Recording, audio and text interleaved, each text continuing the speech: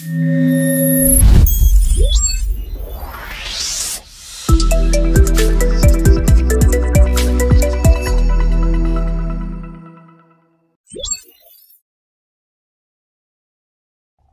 auditeurs et chers viewers des Free FM, bien le bonjour à vous, Quentin est ravi de vous retrouver. Nous sommes au Global Cybersécurité Forum 2025 à Riyad, en Arabie Saoudite, un rendez-vous mondial qui réunit experts, décideurs et organisations internationales autour des grands enjeux de la cybersécurité.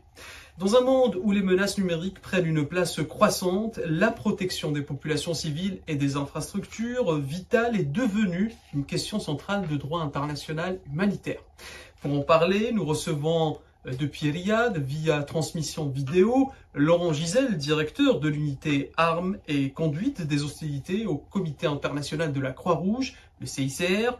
Avec lui, nous allons explorer les lignes rouges à ne pas franchir dans la cyberspace et les défis que posent les nouvelles formes de conflits à la protection de civils. Laurent Gisel, bonjour. Comment, pour commencer, vous allez définir aujourd'hui les principaux défis posés par la cybercriminalité au regard du droit international humanitaire? Les principaux défis pour l'utilisation des moyens digitaux dans les conflits armés et les principaux défis que ça pose pour le droit humanitaire sont effectivement liés à l'utilisation de cyberopérations par les belligérants, donc par les forces armées et par les groupes armés non étatiques dans les conflits armés, et par l'intelligence artificielle et l'utilisation d'armes autonomes. La première chose, bien sûr, c'est que le droit dans les conflits armés est par l'intelligence artificielle et l'utilisation d'armes autonomes. La première chose, bien sûr, c'est que le droit humanitaire doit être respecté dans l'utilisation de ces nouvelles technologies, puisque le droit humanitaire s'applique à toutes les armes, systèmes d'armes, méthodes et moyens de guerre, y compris ceux qui sont basés sur des nouvelles technologies. Donc tous ces moyens doivent continuer d'être employés exclusivement contre des objectifs militaires et ne jamais être utilisés pour cibler des civils ou des infrastructures civiles.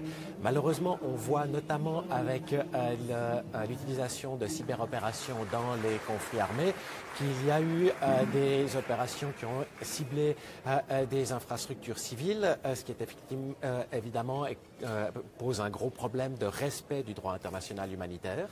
Maintenant, ces nouvelles technologies aussi posent des défis nouveaux qu'on ne voit pas avec d'autres armes. Pour prendre un exemple, les cyberopérations peuvent cibler les données numériques. Et il y a un débat dans quelle mesure les données numériques sont protégées par les mêmes règles et de la même manière que les objets physiques, ou si c'est des règles différentes, potentiellement moins de règles qui s'appliquent, évidemment, au Comité international de la Croix-Rouge. Nous pensons extrêmement important que les protections du droit international humanitaire continuent à protéger les civils, y compris contre les nouveaux dangers créés par ce nouveau type d'armes, et que donc les données doivent être protégées au même titre que les objets, puisque les données sont aujourd'hui devenues tout à fait essentielles à la vie en société, à nos gouvernements, aux populations civiles. Exactement. Monsieur Laurent Gisel, le CICR alerte régulièrement sur les risques des cyberattaques contre les infrastructures critiques, notamment les hôpitaux, comme c'était le cas en Palestine. Quelles sont les lignes rouges que la communauté internationale doit absolument fixer? Sur les hôpitaux, la ligne rouge est très simple, c'est que les hôpitaux doivent être protégés et respectés durant les conflits armés. C'est une ligne rouge d'attaquer un hôpital dans un conflit armé, et ce, quel que soit le type d'armes ou de méthode ou de moyen de guerre qui est utilisé, donc y compris par rapport dans l'utilisation de cyberopérations. Si un hôpital ne peut plus fonctionner parce que tous ces systèmes ont été bloqués à travers une cyberopération, ça a un impact direct sur les patients, sur la capacité du personnel médical de traiter les patients, de leur apporter l'aide médicale dont ils ont besoin. Et dans les conflits armés, il ne faut pas oublier que l'effet des cyberopérations en fait vient s'additionner à l'effet des moyens traditionnels, donc des bombes, des dommages. Et pour les hôpitaux en particulier, les hôpitaux hôpitaux dans les conflits armés sont déjà complètement saturés par le fait qu'il y a un nombre de blessés graves qu'on ne voit d'habitude pas dans une situation de paix. Heureusement que ce n'est pas le cas dans les situations de paix, mais dans les situations de conflit, les hôpitaux sont submergés de blessés. Le personnel médical est parfois aussi a des problèmes simplement comme humains dans un conflit. Peut-être qu'ils vont être déplacés, peut-être qu'ils auront pour des raisons de sécurité des difficultés à accéder à l'hôpital. Donc de toute façon, l'ensemble du système médical est déjà sous un stress énorme et toute distraction, tout problème supplémentaire causé par des cyberopérations doit complètement être évité. Et encore une fois, c'est une ligne rouge de toute façon en termes juridiques, en termes de violation du droit international humanitaire. Effectivement. Et la coopération internationale est essentielle pour lutter contre la cybercriminalité. Quelle initiative concrète le CICR encourage-t-il pour renforcer la confiance et la transparence entre États? Nous nous préoccupons plus particulièrement donc des cyberopérations par les parties au conflit dans les conflits armés. La cybercriminalité qui a aussi lieu en situation de paix est un problème plus large, mais sur les aspects que nous nous concentrons, il est important d'établir une certaine compréhension commune de qu'est-ce que les règles du droit international humanitaire veulent dire par rapport à ces nouvelles technologies, y compris donc les cyberopérations dans les conflits armés. Une initiative que nous avons prise l'année dernière qui est d'amener à la conférence internationale de la Croix-Rouge et du Croissant-Rouge, qui est une conférence qui a eu lieu à Genève l'année dernière, avec tous les États membres, les États partis aux conventions de Genève, et donc y compris l'Algérie, et toutes les sociétés nationales de Croix-Rouge et de Croissant-Rouge, comme le Croissant-Rouge algérien.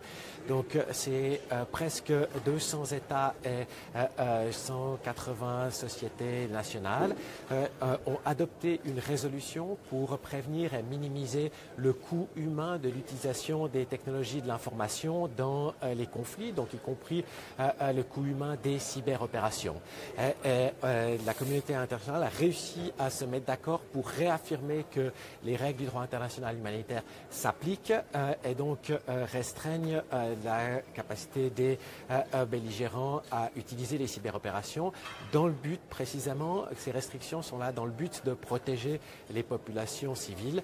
Par exemple, la résolution rappelle, puisqu'on en parlait il y a un instant des hôpitaux, la résolution rappelle que l'obligation de respecter et protéger les hôpitaux en cas de conflit armé s'applique aussi par rapport à l'utilisation des technologies de l'information et donc des cyberopérations.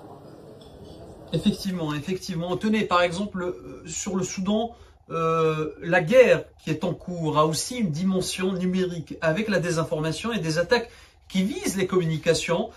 Comment le CICR, le Comité international de la Croix-Rouge, travaille-t-il pour limiter l'impact des cybermenaces sur la population civile au Soudan?